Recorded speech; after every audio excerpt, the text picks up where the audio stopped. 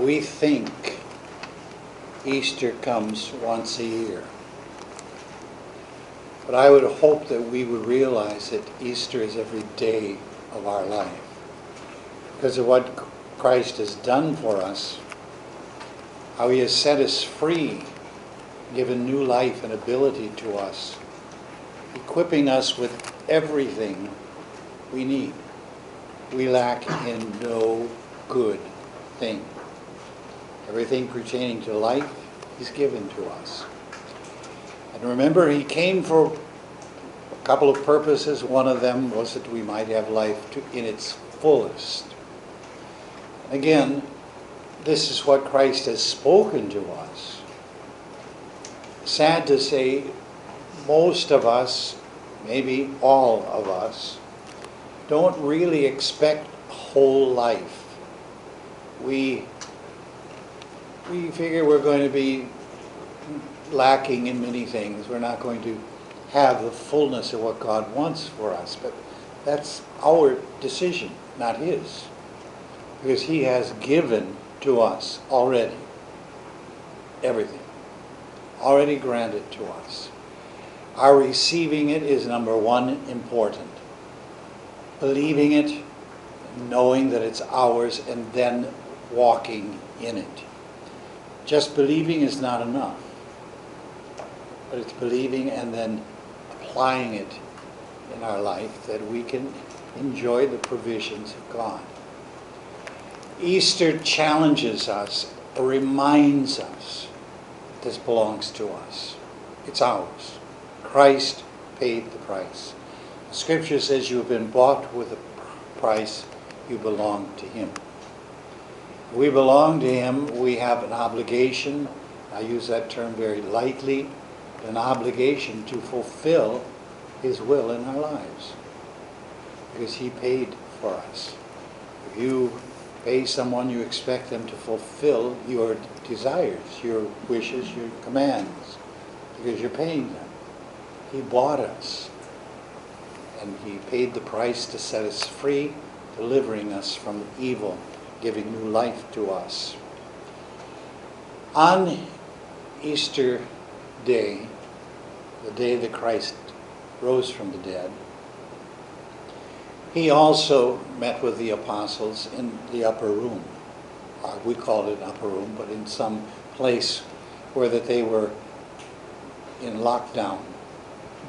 Must have had WHO or health department there because they were in lockdown. Doors were locked. Everything was brought into a secure situation because they were afraid. They were in fear of the Jews. Christ appeared in the midst of them. The door could not keep him out. He ministered to them. He spoke peace to them. He breathed the breath of life upon them. And he then also let them feel the wounds so that they could believe. Now, one thing I would want us to have an understanding, because the disciples were human. They were like us. Scriptures tell us that even though they saw him, even though they touched his wounds, they still were not convinced that this was really Christ. They rejoiced in knowing him, but there was still that voice inside of them that was questioning, is this really Christ? Is this an apparition? Is this a ghost? What is this? No one has ever risen from the dead like this before. And yet it looks like him. So there was confusion. And I would say the reason this is given to us is so that we can understand in our own humanity, when our mind is giving to us trouble about believing, that we are no different than they were, and they walked with Christ, talked with Christ, they ate with Christ, they slept with Christ for 3 years, more than 3 years. They were with him constantly, and yet they still had some doubts. So if we have some of those doubts, it's not in condemnation. Doesn't mean we should hold on to them. But we are human. The second time he met with them the following Sunday because of Thomas. We assumed it was because of Thomas, because Thomas wasn't there the first time. And he said he wouldn't believe unless he could touch the wounds, put his finger in the wounds in his hand and in his side. So Christ came in the second time, and he told Thomas, you said you wouldn't believe without touching the wounds. Here, touch. And Thomas doesn't tell us he touched. He simply said, my Lord, my God. He believed because he saw. After this second time, Christ is not talked about. We don't know what happened to Christ after that. And the disciples now, and you can imagine now, they've given up everything for Christ. They were fishermen. They gave up their fishing. There were others who were lawyers, tax collectors, that gave up all this to be with Christ. Now Christ is gone. What are we going to do? What's going to happen to us? You can imagine the concern that they had, the questioning they had, even though that they had seen him. Now he's gone again. And what's going to happen to us? He was the one who was doing everything. He was teaching us. He was feeding us. He was healing us. He was doing all these things. We were with him, but he was the one accomplishing these things. Peter says, I'm going to go fishing. This could be a couple of reasons why he thought this. Number one, that's what I was doing before, so I can go back to fishing. Christ is not here, I can go back. Or it could also be the battle in the mind causing him to get into something that he was comfortable with, something that he was understood, something that he would control, because he couldn't control this thing with Christ. Christ is gone. If I get to fish, I can control this. We don't know exactly what he was thinking, but he said, I'm going fishing. 6 of the other disciples, he said, okay, we'll go with you. Because now here's something for us to do, something all of a sudden we can involve ourselves in. We used to be fishermen. We can go back to this, and it can perhaps support us. So they go to the Tiberias Sea, and they spend all night long fishing. It's a very common thing that men who do fishing most of the time fish at night. Your commercial fishermen use other technology, but just a normal fisherman, he normally fishes at night. He uses a light, and this is how he catches the fish. They worked all night long, putting the net out, taking it in, putting it out, taking it in. Nothing, not one fish. So when it came dawn, you can imagine they're tired, they're frustrated, and possibly anxious because they thought this would calm them down, but they didn't catch anything. They worked hard, they didn't catch anything. So they're coming in toward shore with nothing. And somebody on shore, on the beach, cries out to them and says, children. How embarrassing. Children. Children. You didn't catch any fish, did you? It's like he already knew. He said, put the net down on the right-hand side of the boat and you will catch.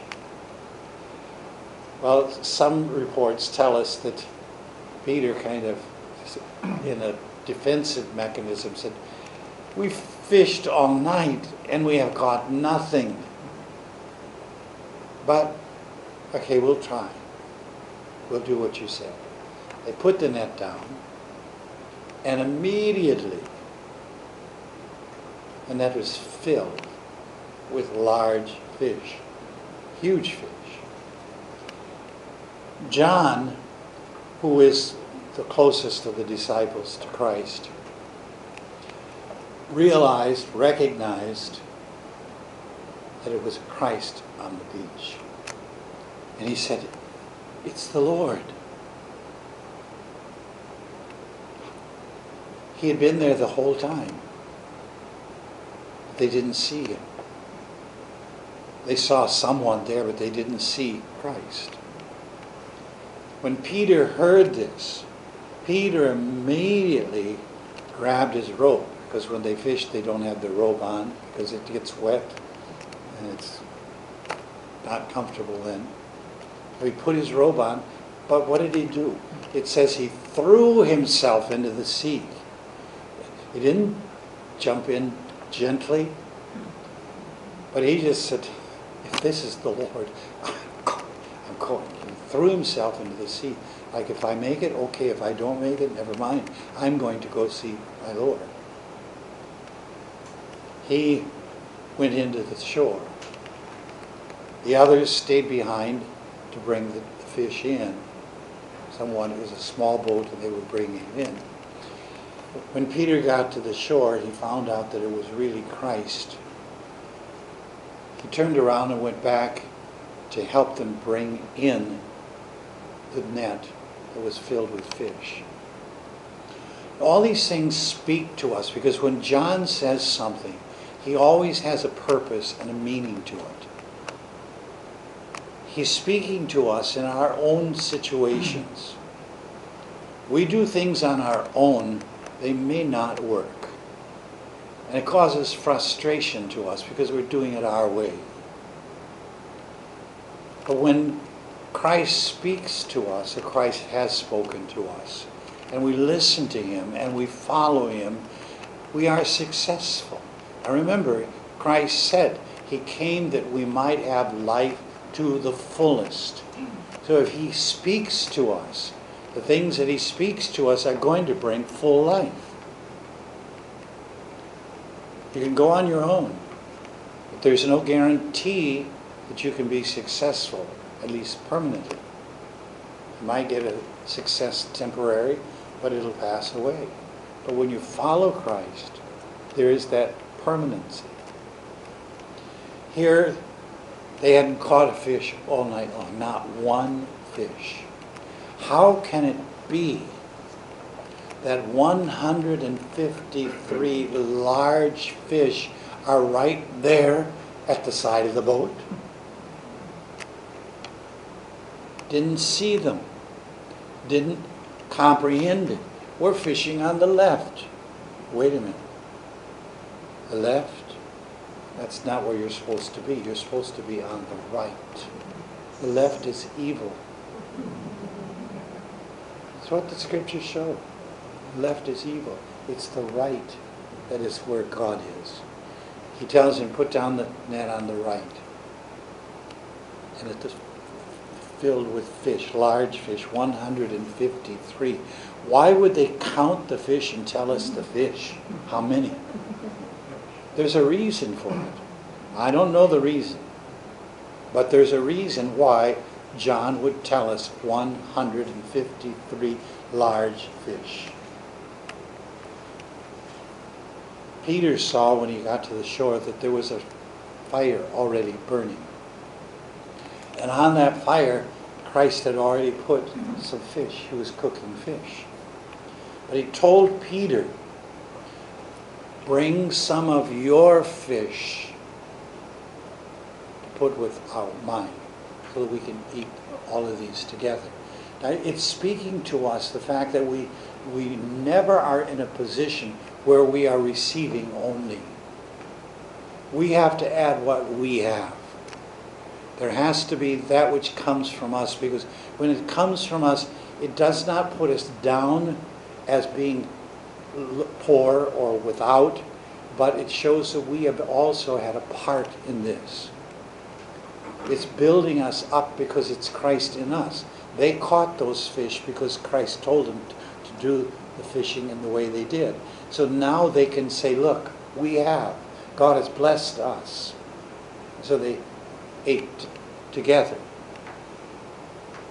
Jesus was speaking to them in such a way that they would understand that that which they have been given is also a blessing from God. It's not just Christ has prepared the fish because you're not going to have any fish. No, you are also going to be able to add. Also says to us that when Peter went out to get the fish, the net, he brought in the net, all of them together, and even though the fish in the net were too many for the net did not break. Now remember, Jesus had told the disciples they were going to be fishers of men. This is when he first called them. They were going to be fishers of men. And so it says to us that regardless of how many you catch, you will be able to bring them into the kingdom. The kingdom will never be at a point where it's full, completely full. So there's no more doors, no more entrances. Everything that you bring can come in. So don't worry about whether or not you'll be able to handle them. You will, because God has so done this.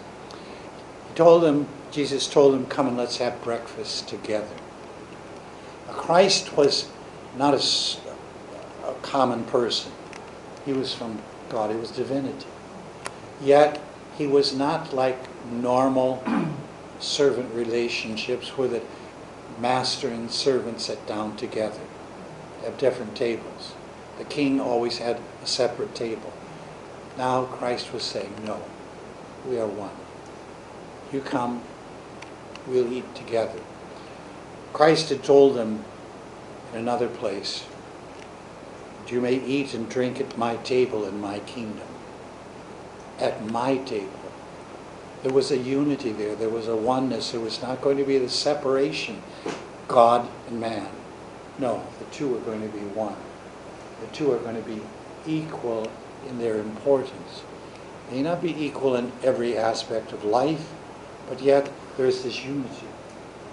We all have our task, our job, and we come together with them. Jesus took the bread. He gave it to them. He's the one who fed them. He then gave them the fish so that they could have the fish, the bread. It was a simple breakfast. It wasn't magnificent, but it was what they were used to, the fish and the bread. And it was that which would give them the energy and the encouragement to realize Christ cared for them. But it also says to us, you may not have a task that is a ministry, that is your full-time obligation. But whatever you do, God cares for you. He's concerned for you. And in the midst of that responsibility, that obligation, if you will listen to Him, He will show you how to overcome in that task. Fishing was not of the kingdom. God didn't need fish. Fish was for men. And when man was doing the task that God had given him to do, because he was told, cultivate and keep. When he's doing that, God is going to bless what you do, and He will tell you how, or give you the understanding, how to handle what He has given you to do, so that it's prosperous. If there's a problem in what you're doing, maybe we need to listen to God. It may not necessarily mean that we are in the wrong place. It could mean that we are in the wrong place, but it could also mean that we're doing it our way instead of the way God intended it to be done. Remember, everything belongs to God. Nothing exists that did not come from Him. And our use of His provision would come along with direction. He intends us to use it His way, not to abuse what He's given to us, or not to misuse it. But we are to use it properly, with the respect that it has come from God, and we take care of it. It's like when you're taking care of the sheep. You make sure that you take the sheep to the green pastures so that they can eat well. You don't need to eat that grass, but this is your job, taking care of others, to find green pasture for them so that they will prosper. It's your task to do that. Not thinking of my prosperity or my blessing, but what am I doing to the things that God has given to me? And it tells us also in Psalms 128, when you shall eat the fruit of your hands, you will be happy and it will be well with you. Now notice, when you are providing for yourself, when you have the ability to bring prosperity or bring provision to your table, it will make you happy. You're not depending upon someone else taking away your, I will use the term pride. I don't mean it to be used wrongfully, but the provision. I'm taking care of myself. I'm not having to depend upon others. But God has given me the ability. I use it, and here I'm setting it at my table, and that which is there is because I have provided it. It says, and it will be well with you. God's provision, God's answers to all of our problems. They're not to be on welfare. Welfare is not godly. It's not welfare. It's wrong terminology. It's not well. It's misused fare. Because it puts you in slavery, puts you in dependability rather than having the ability to take care of your own. That's what God intends us to be. That's why in a family, at a certain point, children leave the family to start their own family. Why? Because now they have strength and pride in their ability. Look at what I can do. I can do this because God has so ordained this. God's provision for us. Christ shows us this. This is the third time that he has shown himself to the disciples. The scripture says, in a verse later, actually the last verse of John, it says, all these and many other things are what Christ did, which are not written in detail. And I suppose that even the world itself would not contain the books that would be if they were written.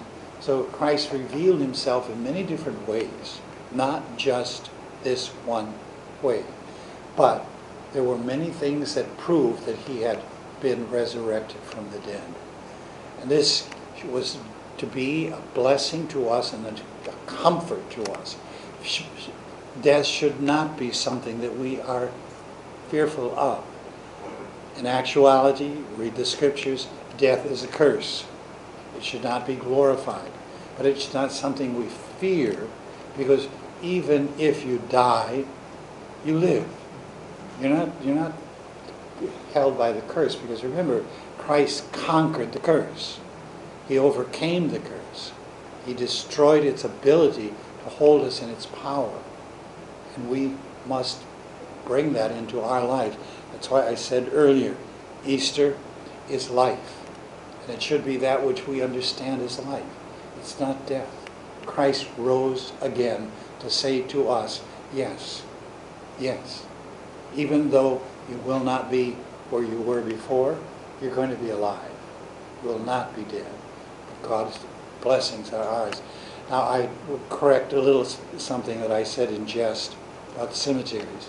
You got to have some place to put the body until it's resurrected. But it is not a place where it should be that we expect to see people there or meet people there. They're not there. There are old houses there. There are old houses there. But it's there only because one day Christ is going to bring that back together. Body and soul come back together. And that'll be the time that the fullness of God's ability will be once again. I think it was on Good Friday I said the body will reflect what it is. Christ was known because they could see him the way he was.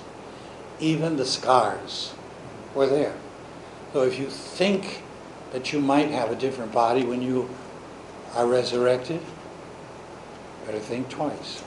Because you can't trade or exchange. You are what you are. The body and the soul will be brought back together. The body will be healed. Yes, if it were broken, it would be healed. It would be complete. But it will still reflect who you are. Because that's how God created you. The beauty of God. So Easter should be that excitement to us. It should be security. Security because Christ took care of everything in our behalf. And our faith in that should bring peace. Peace and security. No need for anxiety or worry. We face things that are not pleasant. But those things cannot control us. They cannot destroy us. Because God will give us the ability to overcome. In all things we are victorious. In all things we are victorious. That's what we want to hold on to. When we sang that song this morning, He brought life to the tomb. But we don't understand that. We don't grasp that. There's nobody in that place that's dead. The old house may be there, but the person's not there. They've gone to a new house. And that new house is better than the old house. The old will be brought back later for a reason. But when we die, we're together with Christ. We have hope in Him. Let's be filled with assurance and joy in Him. Happy Easter.